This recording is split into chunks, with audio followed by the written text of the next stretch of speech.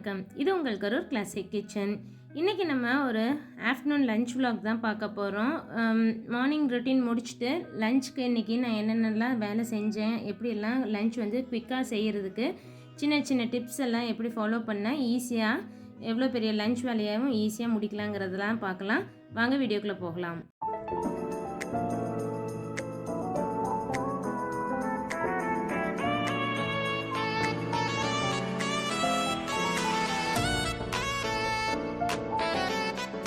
Morning routine முடிச்சுட்டு புஷ்பா வந்து பாத்திரம்லாம் கழுவி க்ளீன் பண்ணிவிட்டு போனதுக்கப்புறமா நான் ஆஃப்டர்நூன் லஞ்ச் செய்ய ஆரம்பிப்பேன்.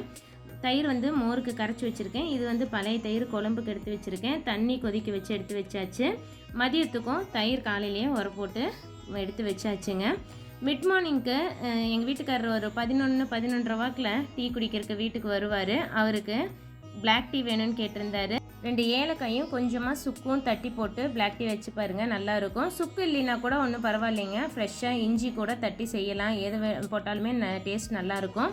2 தட்டிட்டு ஒரு அரை டீஸ்பூன் போல் டீ தூளும் 3/4 டம்ளர் தண்ணியும் விட்டு இதை நல்லா ஃபஸ்ட்டு கொதிக்க வச்சுக்கோங்க. இது நல்லா கொதி வர்ற சமயத்தில் நாட்டு சக்கரை போட்டு வடித்து ஆற்றி கொடுத்தீங்கன்னா டீ வந்து சூப்பராக இருக்கும். இதுக்கு டீ தூள் மட்டும் கொஞ்சம் கம்மியாக போடுங்க. அதுக்கப்புறமா அரிசி வந்து ஊற வச்சாச்சு. ரசத்துக்கு புளியும் தக்காளியும் எடுத்து வச்சுருக்கேன். இன்றைக்கி காய் என்னென்ன வாங்கிட்டு வந்திருக்கேன்னு பார்த்தீங்கன்னா சவ், வாழைக்காய், கேரட்டு, நாட்டு கொத்தமல்லி வந்து இன்றைக்கி தான் கடையில் இருந்தது, அதுவும் வாங்கிட்டு வந்திருக்கேன். இது அப்புறமேல் சுத்தம் பண்ணி வைக்கணுங்க. இப்போ ஃபஸ்ட்டு காயெல்லாம் க்ளீன் பண்ணி எடுத்து வச்சுக்கலாம். கேரட் வந்து தயிரில் போட்டு கேரட் அப்படியே பச்சடி ஆகும். சவ் வந்து மோர் குழம்புல போடுறதுக்கும், வாழைக்காய் பொரியலாக ட்ரையாக அப்படியே ரோஸ்ட் பண்ணி எடுத்து வச்சுக்கலாங்கிறதுக்காக இந்த 3 காயும் வாங்கிட்டு வந்திருக்கேன்.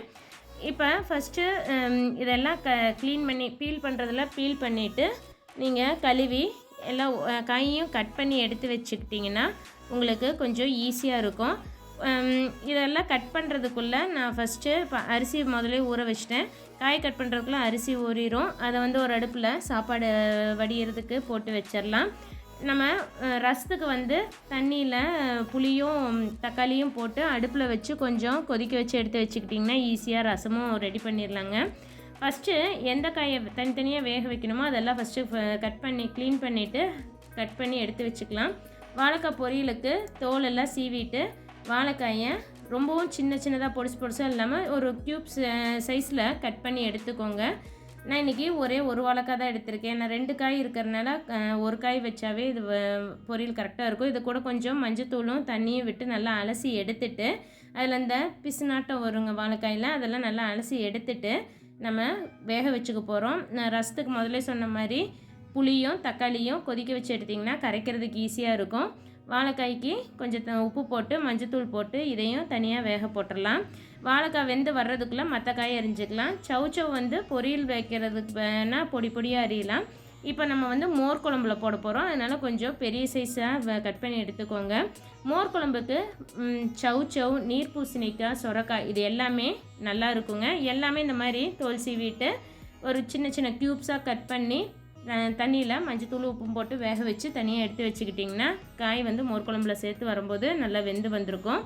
கேரட் வந்து பொரியலுக்குன்னா கட் பண்ணி போடலாம். நான் இப்போ தயிர் பச்சடியில் போடுறதுனால கேரட் வந்து துருவி எடுத்துக்கிறேன். 2 கேரட் துருவினாவே நமக்கு நிறையா வருங்க. கேரட்டையும் துருவி எடுத்து வச்சாச்சு. சவ் கட் பண்ணியாச்சு. வாழைக்காயும் கட் பண்ணி வேகிறதுக்கு போட்டாச்சு.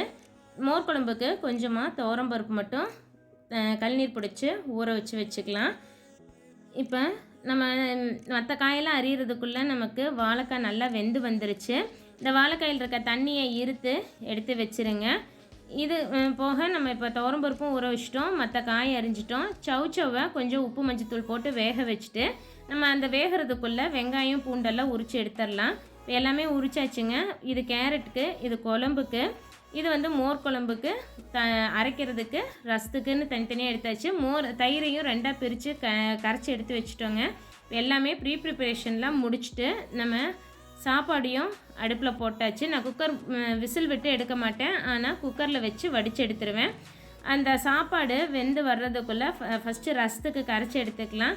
நம்ம வந்து தண்ணியை வந்து கொதிக்க வச்சுருக்கோம். அது ஆறுனதுக்கப்புறம் தக்காளியை எடுத்துகிட்டு புளியை மட்டும் கரைக்கும் போது நமக்கு ஈஸியாக கரைக்க முடியும். புளி நிறையா வேஸ்ட் இல்லாமல் நல்லா கரைச்சி ஒண்டை இருத்து எடுக்க முடியுங்க. கொஞ்சம் உப்பு போட்டு தக்காளியும் கரைச்சிங்கன்னா திப்பி திப்பியாக தோல் தோலாக இல்லாமல் தக்காளியும் நல்லா குலைவாக கரைஞ்சி வந்துடும். இது கூட கருவேப்பிலை, வரமிளகாய், மஞ்சத்தூள் முதல்ல உப்பு போட்டோம். இதெல்லாம் போட்டுட்டு செலவு நுணுக்கி போட்டுக்கலாம். ரசப்பொடி போடுறதோட அப்போதைக்கப்போ நீங்கள் ஃப்ரெஷ்ஷாக நுணுக்கி போட்டிங்கன்னா இன்னும் நல்லாயிருக்கும். சீரகம், மிளகு, வர கொத்தமல்லி இதை ஒரு ஓட்டிட்டு இது கூட பூண்டு ஒரு மேல் லேயர் ஒரு லேயர் தோல் இருக்க மாதிரி விட்டு இந்த தோலோடு தட்டி போட்டு பாருங்கள். ரசம் ரொம்பவே நல்லா மணமாக இருக்கும். இப்போ இதை கரைச்ச உடனே நம்ம தாளிச்சிடணும். ஏன்னா சீரகம் அரைச்சி போட்டுட்டு ரொம்ப நேரம் வச்சுருந்திங்கன்னா ரசம் ஒரு கசப்புத்தன்மை வந்துடும். கடுகு தாளித்து அது கூட பெருங்காயம் போட்டு ரசத்தை கரைச்சி ஊற்றி ஒரு கிளறி விடுங்க. கொதிச்சு வர சமயத்தில் கொத்தமல்லி தழை தூவி இறக்கிடலாம். ரசம் கொதிக்கிறதுக்குள்ளே மோர் குழம்புக்கும் அரைச்சி எடுத்துக்கலாம். துவரம்பருப்பு கூட நம்ம அரைக்கிறதுக்கு எடுத்து வச்சுருந்த பூண்டு, வரமிளகா, கருவேப்பிலை கூட கொஞ்சம் சீரகம் இதெல்லாம் சேர்த்து நல்லா மை போல் அரைச்சி இதை நம்ம கரைச்சி வச்சுருக்க தயிரில் சேர்த்து தாளித்து விட்டோம்னா மோர் குழம்பும் சீக்கிரம் ரெடி பண்ணிடலாம். நம்ம இதை அரைக்கும் போதும் நமக்கு ரசம் கொதி வர்றதுக்கும் கரெக்டாக இருந்ததுங்க. இதை அரைச்சி எடுத்தாச்சு. இப்போ ரசமும் கொதிச்சு வருது. கொத்தமல்லி தழை தூவி ரசத்தை ஆஃப் பண்ணியாச்சு. சூடாக இருக்கும் போதே வேறு ஒரு பாத்திரத்துக்கு மாற்றி எடுத்து வச்சுட்டு நம்ம கடாயை கழுவிட்டு அடுத்தது தாளித்து விட்டுக்கலாம். இப்போ கேரட்டுக்கு தேவையான உப்பும் மோர் குழம்புக்கு தேவையான உப்பு, மஞ்சள் தூள், அரைச்சி வச்சுருக்கிற பேஸ்ட் எல்லாம் போட்டு நல்லா கலந்து எடுத்து வச்சாச்சு. இப்போ தயிர் குழம்புக்கு எல்லாமே ரெடி பண்ணியாச்சு. கேரட் பொரியலுக்கும் அரிஞ்சு வச்சாச்சு. பொரியல் இது பண்ணிட்டோங்க. இப்போ வாழைக்காய் கொஞ்சம் ட்ரை ரோஸ்ட் ஆகணும். அதனால் அதை ஃபஸ்ட்டு ரெடி பண்ணிக்கலாங்கிறதுக்காக மிக்சர் ஜாரில் கொஞ்சமாக சோம்பும் பூண்டும் சேர்த்து நல்லா தட்டி போட்டு கடாயில் நம்ம கேரட்டை தாளிச்சு விட்றதுக்கப்போ அதை அரைச்சிக்கலாம். அதனால் கேரட்டுக்கு எப்பவும் போல் கடுகு, உளுந்தம்பருப்பு, கடலைப்பருப்பு வதக்கி விட்டுட்டு அது கூட பச்சை மிளகா, கருவேப்பிலை, சின்ன வெங்காயம் போட்டு நல்லா வதக்கிட்டு கேரட் போட்டு கேரட் கொஞ்சம் நேரம் வெந்தால் போதும், சீக்கிரம் வெந்து வந்துடும். அதுக்குள்ளே நம்ம வாழைக்காய்க்கும் அரைச்சி எடுத்தாச்சு.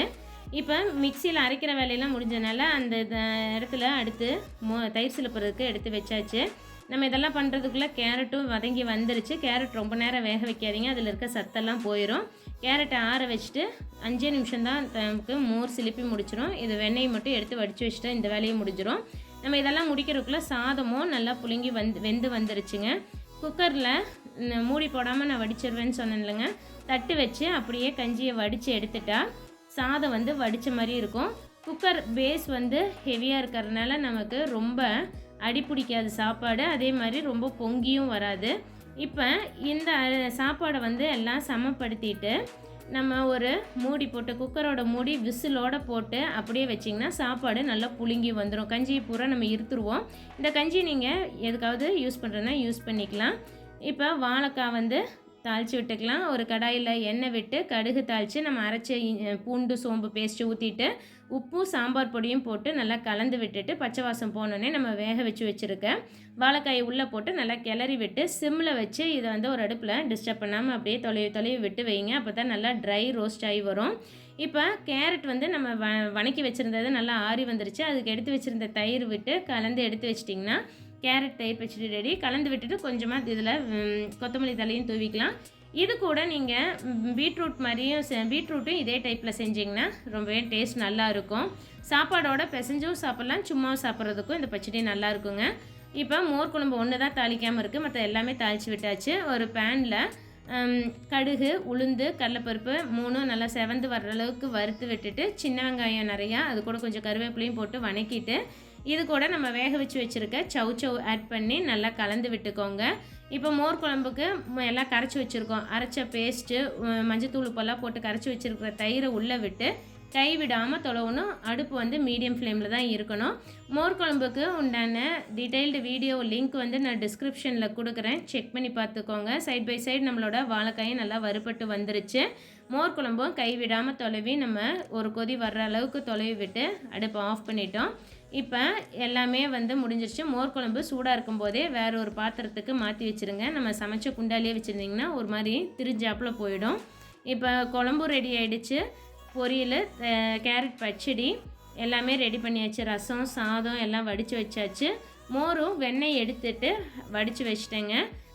சாதம் நான் முதலே சொன்ன மாதிரி வடிச்சிட்டு இந்த மாதிரி குக்கரோட மூடி விசிலோடு போட்டு மூடி வச்சிட்டா சாப்பிடும்போது நீங்கள் திறந்து பார்த்தீங்கன்னா நல்லா புழுங்கி வந்திருக்கும். சாப்பாடு விதையாக விரைச்சி போய் இருக்காது, இது நல்லாவே இருக்கும். இப்போ எல்லா வேலையும் முடிச்சாச்சு. நான் முதலே சொன்ன மாதிரி ஃபஸ்ட்டு காயெல்லாம் கட் பண்ணிவிட்டு எல்லாம் அடுப்பில் ஒன்று மாற்றி ஒன்று வச்சு டக்குன்னு நம்ம செய்யும்போது குவிக்காக மேக்ஸிமம் 1 மணி நேரத்துக்குள்ளே எல்லா சமையலுமே நம்மளால் செஞ்சு முடிச்சிட முடியுங்க.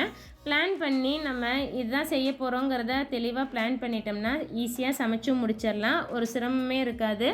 நமக்கு பெரிய வேலையை முடிக்கணுங்கிற மாதிரி அந்த எண்ணமும் இல்லாமல் இருக்குங்க. குவிக்காக எவ்வளோ ஐட்டம் வேணால் கூட நம்மளால் ஈஸியாக செஞ்சு முடிச்சிட முடியும். செஞ்சுட்டு கவுண்டர் டாப்பெல்லாம் க்ளீன் பண்ணியாச்சு. இந்த கஞ்சி ஒன்று ட்ரெஸ்ஸுக்கு போட்டுக்கலாம், டெய்லி வேருக்கு கஞ்சி போட்டு காய வச்சுக்கலாம். இல்லைன்னா நீங்கள் தலைக்கு குளிக்கும்போது சீகக்காய் கலந்து கூட தேய்ச்சி குளிக்கலாம். நல்ல ஒரு கண்டிஷ்னர். எல்லா வேலையும் முடித்து வைண்ட் அப் பண்ணியாச்சு. இந்த வீடியோ உங்களுக்கு பிடிச்சிருந்ததுன்னா லைக் பண்ணிவிட்டு மறக்காமல் உங்கள் ஃப்ரெண்ட்ஸ் கூடயும் ஷேர் பண்ணுங்கள். உங்களோட கமெண்ட்ஸ் எனக்கு போஸ்ட் பண்ணுங்கள். இது வரைக்கும் எங்கள் சேனலுக்கு சப்ஸ்கிரைப் பண்ணால் பார்த்துக்கிட்டு இருந்தீங்கன்னா சப்ஸ்கிரைப் பண்ணிவிட்டு கூடவே பக்கத்தில் இருக்க பெல் ஐக்கானில் ஆல்ங்கிற ஆப்ஷன் செலக்ட் பண்ணி வச்சுக்கோங்க. அப்போ தான் எந்த ஒரு வீடியோவும் உங்களால் மிஸ் பண்ணாமல் பார்க்க முடியும். தேங்க்ஸ் ஃபார் வாட்சிங்.